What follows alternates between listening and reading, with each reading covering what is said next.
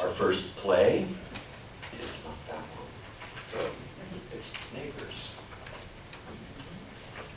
Neighbors by Chris Riebli. I'm not sure if he joined us tonight. I'm here. Ah, he is. Hey. Excellent. Welcome. That's the thing, I can't make up biographies about local writers. But I will tell you that Chris Riebli is a fifth-generation Sonoma County native. That's a rare bird.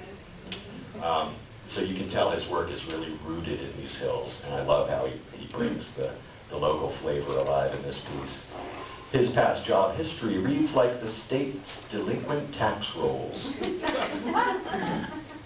But for the past 30 years, he's scratched out a living driving trucks, swinging a hammer, and teaching English at Santa Rosa Junior College. He's the founding member and lead vocalist of Blue Hotel, a rhythm and soul band that plays locally.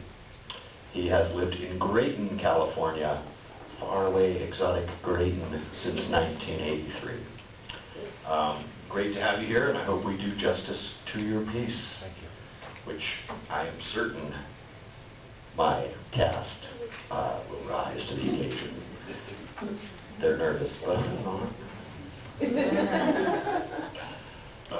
especially the more I rehearse something, the more it just gets confused up there.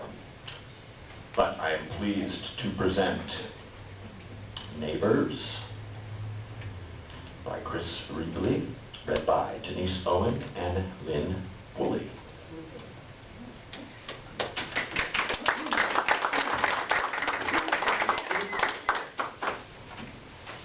Curtain. It's serious this time. Tell me, not on the phone. Come on up, I'll put on a fresh pot of coffee. You look terrible. Thanks, I love you too. Mario left this morning. We had a big fight. I'm sorry. Bastard. What happened? More of the same. Fight and argue, fight and argue. It's not like I'm spoiling for a fight either. I'm not. I just want to know what's going on. But we can hardly talk to each other now before something sets him off.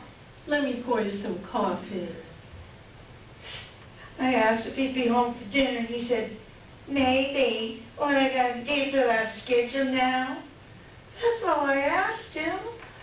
And I said, well, how about a definite yes or no? And he said, okay, then no. And then I asked him if he was going to see his girlfriend. That's when he blew up. Started swearing at me, knocked the breakfast dishes off the table, and then he grabbed my arm. Look what he did. Oh, asshole. I'm so sorry, sweetie. Let me get you some ice. You must think I'm some kind of idiot not to know what's going on, I told him. There ain't nothing going on, he said. And I said, bullshit, there ain't nothing going on. I wasn't born yesterday. I know when the phone rings and I answer and whoever calls hangs up. Here, put this ice pack on your arm. I'm falling apart, Dorna. And there's Mother's Club this afternoon. I'm so embarrassed. Here, put this towel on the table. Put your arm on top of it. Oh, you're a saint, Dorna. You really are. Is it Geraldine Sousa you think he's seen? I know it's Geraldine Sousa, that bitch. I saw her in Amber's pharmacy last week. You know that guilty look that people get on their faces? Well, it was all over hers. She says, hello. And I said, hello, back, and all the time I was wanting to tear out her eyes. When I walked out the door, I was shaking. My whole body was shaking. I couldn't catch my breath. I thought I was going to fall right over on the sidewalk. I kept asking myself, what's going on here, Emily? When I got back to the car, I just started crying. Right there on Western Street in the middle of the day, in front of God and everyone. Just bawling my eyes out. I know I ain't no prize. But I never cheated on Mario. Much as I wanted to, I never did. You're fine just the way you are, Annalie. You're beautiful. Now, don't go painting the sow bright red. You are beautiful. I got fat. Can't get into any of my old dresses. Don't even try. Well, Mario isn't exactly Jack LaLanne. Besides, it doesn't give him the right to treat you that way. Well, it's different with men. They don't have to watch themselves the way women do. Their guts can hang over their belts and who gives a shit. But if we put on a few pounds, look out. It's like we're always on parade, like cattle at the fair. Somebody's always judging us. How are you and Irv doing? Well, we're as broke as ever, if that's what you mean. Same old story. I didn't like the idea of going into the dairy business from the start. You know that. I told her it jinxed us, that it's been bad luck ever since. Of course, Irv thinks I'm beating him over the head because of it. Maybe I am. But it's what he wanted to do. I guess he had to prove something, too. What do you mean? Irv's naive, a real dreamer, stuck back in the 30s or something. I can't figure it out. The whole time, too, his in-laws and cousins are up there on the hill, sweet-talking him into buying Katie's herd. A real opportunity, better jump it in, they kept telling him. What a laugh. Why he idolized those people, I'll never know. And all the time, Irv's thinking they got his best interests in mind. And all the time I'm telling him, be careful, Irv. They're bloodsuckers. But do you think he'd listen? I might as well be talking to that wall. All the little guys going belly up. Milk prices falling, and Irv's got our house in town sold as a down payment. Still, I told him we'd give it a go, and we have, so blame me too. It's been hand to mouth ever since. Okay, that's business. But what about just the two of you? You know, how's that? He doesn't have a girlfriend, at least I don't think he does. And he's not leaving bruises on my arm. Oh, I'm sorry, sweetie, that's a terrible thing to say. We fight like everyone else, and half the time my stomach's so knotted up I can't eat. When I've had enough, I take the two youngest and we go stay at my mother for a night, maybe two. Then it blows over. Nothing really gets settled, but it blows over, and we're back to square one. I go to my mother and she can't wait for us to leave. The kids drive her crazy. She got all these knickknacks everywhere, and Joey can't keep his hands off of them. Everything's got to be in its place, and it's hell to pay when it's not. I've done my child rearing already, she'd say. Nobody ever helped her. Annalie, if it gets bad enough, you stay with us, okay? The kids can double up, we'll make do, and no one has to know, okay?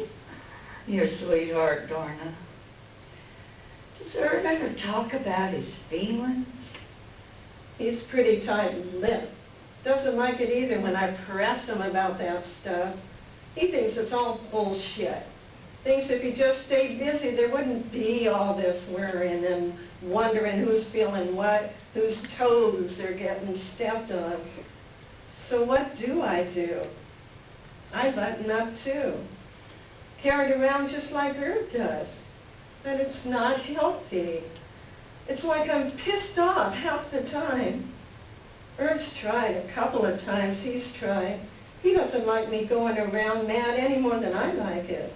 You know, fumble around with an apology. Buy me a box of nylons. A peace offering is what I call it. Truth is, he just wants to be left alone. Just him and his cows and his dog.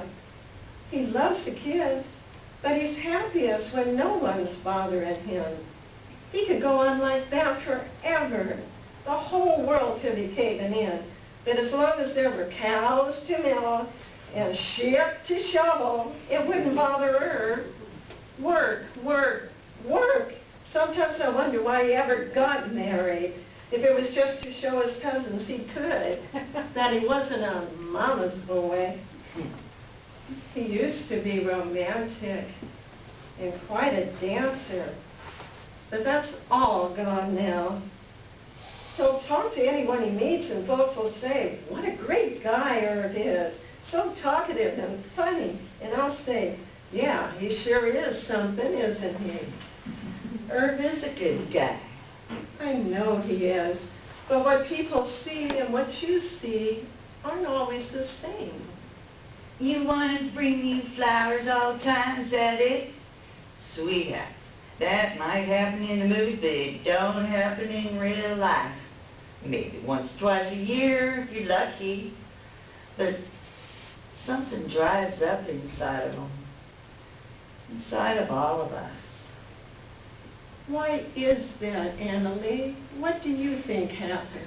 That's the $64,000 question. They're all romantic when it's new and they want something. And then it isn't new anymore. Or they don't want it as much. Or they think someone else offers them a better deal. It's not just men either.